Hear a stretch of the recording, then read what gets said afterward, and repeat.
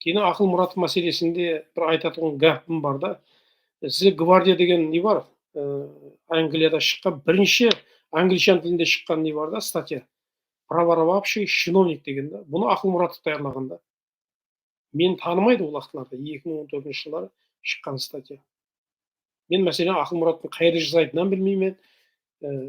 Қарақалпақ па, қазақ па, өзбек пе білмеймін. Өзбекстан қайлеген керек болатын болса, кәріскім қарақалпақ деп паспорт беруі мүмкін. Соның үшін ағайындар ондай саттарға ытыбарлы бол. Кейін мәселен Ақылмұраттың аузынан шыққан сөз бұл Аман Сағидуллаевтың айтқаны сенбең деген, сепаратист деген сөздердің бәрі соның аузынан шыққан. Мәселен Ринат Отанбетовтің Қарақалпақстанда болуы да Ақылмұратовпен бір камерада отырған.